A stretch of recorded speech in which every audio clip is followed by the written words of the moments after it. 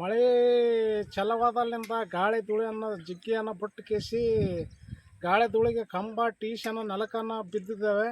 ಅದರ ಕೇಬರ್ಗೆ ತಿಳಿಸಿದ ಸಲುವಾಗಿ ಅವರು ಬಂದು ಕೇಸಿ ನೆಲ ಕಂಬವನ್ನು ಹಾಕಿ ಟೀಸಿ ಗೀಸಿ ಕುಂದಿರಿಸಿದ್ದಾರೆ.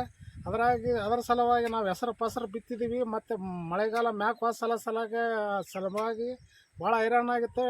ಕೇಬರ್ ಬಂದು ಟಿ ಸಿ ಕಂಬನ ಕುಂದಿರಿಸಿದ್ದಾರೆ. ಅದಕ್ಕೆ ಎಲ್ಲ ಕ್ಲಿಯರಾಗಿ ಈ ಕಡೆ ಎಲ್ಲ ಕುಂದಿರಿಸಿ ಸರಿಪಡಿಸಿದ್ದಾರೆ. ಅದು ಲೈನನ್ನು ಕೊಟ್ರೆ ನಮ್ಗೆ ಭಾಳ ಅನುಕೂಲ ಆಗ್ತದೆ. ನಾವು ನಾಟಿ ಮಾಡ್ಲಿಕ್ಕೆ ಗದ್ದೆ ಪದ್ದೆ ಹೊಡೆದು ಕೇಸಿ ಕವಳಿ ಪವಳಿ ಚೆಲ್ಕಂದು ಕೇಸಿ ನಾಟಿ ಮಾಡ್ಕೊಂಡ್ ಕೇಸಿ ಮತ್ತೆ ಚೆಲ್ಬೇಕಂತ ಮಾಡಿ. ನಮ್ಮ ಹೆಸರು ಭೀಮರಾಜ್ ಸರ್. ಮಳೆ ಗಾಳಿ ಧೂಳಿ ಬಿಟ್ಟು ಎಲ್ಲ ಕಂಬವನ್ನು ಬಿದ್ದಿದ್ದ ಸಲಕ್ಕಾಗಿ ಕಂಬ ಹಾಕಿ ಲೈನ್ ಟಿ ಸಿ ಎಲ್ಲ ಕೂಡಿಸಿದಲ್ಲ, ಲೈನ್ ಏನೋ ಕೊಟ್ಟಿದ್ದಲ್ಲ.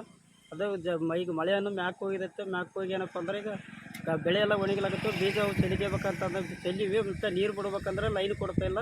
ಈಗ ನಮ್ಮ ಉಮೇಶ್ ಅವ್ರ ಕಾಕ ಅವರು ಮಾತಾಡಿ ಕೇಳಿಸಿ ಏನಪ್ಪ ಅಂದ್ರೆ ಇದು ಸರಿಪಡಿಸಾಕತ್ತಾರ.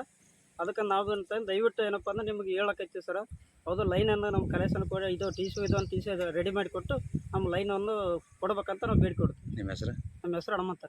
ಯಾದಗಿರಿ ತಾಲೂಕಿನ ಮುದ್ನಾಳ್, ವಡಗೇರಿ ತಾಲೂಕಿನ ಮಳ್ಳಳ್ಳಿ, ಕ್ಯಾತ್ನಾಳ್ ಮತ್ತು ಕಾಡಂಗೇರಿ, ಶಾಪುರ ತಾಲೂಕಿನ ಚಟ್ನಳ್ಳಿ ಗ್ರಾಮದಲ್ಲಿ ಸುಮಾರು ಗಾಳಿ ಧೂಳಿಗೆ ಏನದಂದ್ರೆ ರೈತರ ಜಮೀನಿನಲ್ಲಿ ಟಿ ಸಿ ಕಂಬ ನೆಲಕ್ಕುರುಳಿ ರೈತ ಕಂಗಾಲಾಗಿ ಸಂಕಷ್ಟದಲ್ಲಿದ್ದ. ಹಂಗಾಗಿ ರೈತರು ನಮ್ಗೊಂದು ಭೇಟಿಯಾದಾಗ ತಕ್ಷಣ ಸರಿಪಡಿಸದಿದ್ದರೆ ಉಗ್ರ ಹೋರಾಟ ಮಾಡೋದಾಗಿ ಜೆಸ್ಕಾಂ ಇಲಾಖೆಗೆ ಬೀಗ ಜಡದ ಪ್ರತಿಭಟನೆ ಮಾಡಬೇಕಾಗ್ತದಂತಕ್ಕಂಥ ಎಚ್ಚರಿಕೆ ನೀಡಿದಾಗ ಎಚ್ಚರಿಕೆಗೆ ಎಚ್ಚೆತ್ತುಕೊಂಡು ಜೆಸ್ಕಾಂ ಅಧಿಕಾರಿಗಳು ತಕ್ಷಣ ಬಂದು ಕಂಬಗಳನ್ನು ಸಿದ್ಧ ಮಾಡಿ ಮತ್ತು ಲೈನ್ ಎಳೆದು ಕೇಸಿ ಟಿ ಸಿ ಅಳವಡಿಸಿರ್ತಕ್ಕಂಥದ್ದು ಇದು ಒಳ್ಳೆಯ ಬೆಳವಣಿಗೆ.